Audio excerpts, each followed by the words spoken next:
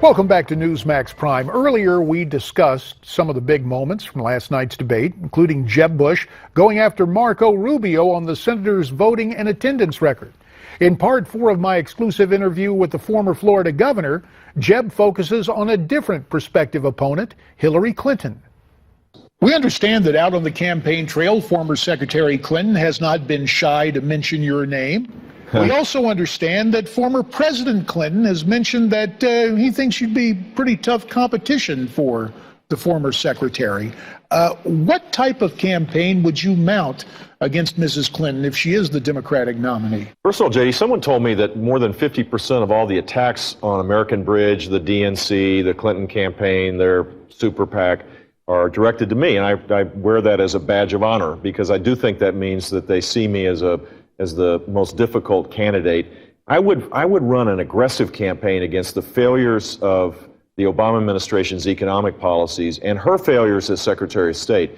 The reason why the Obama administration is important to bring up is that she's doubling down on the same economic policies of higher taxes, more regulation, suppressing people's ability to rise up.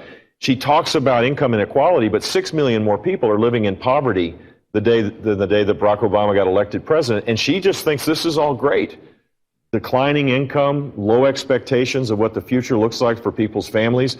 I think we can win this if we're aggressively pursuing how failed this policy is, and then offer a compelling alternative of reforming our taxes, how we regulate, embracing the energy revolution. She finally admitted she was against the XL pipeline.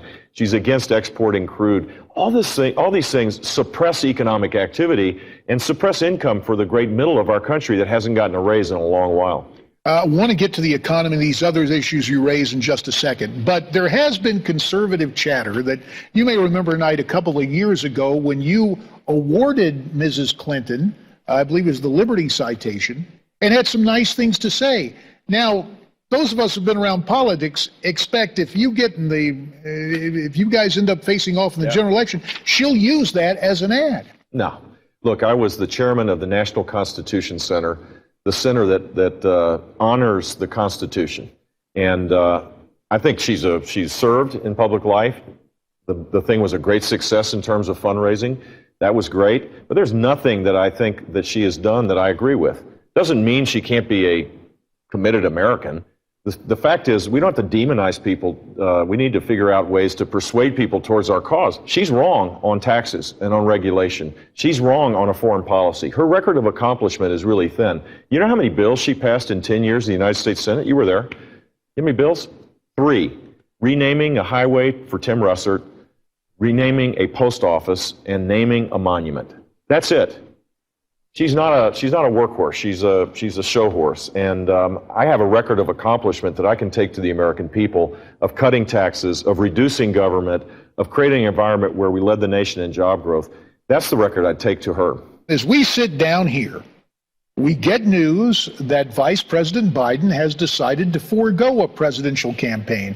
Your reaction to that and this decision by the Vice President, does that indicate that he doesn't believe Benghazi is hazardous to Mrs. Clinton's political health?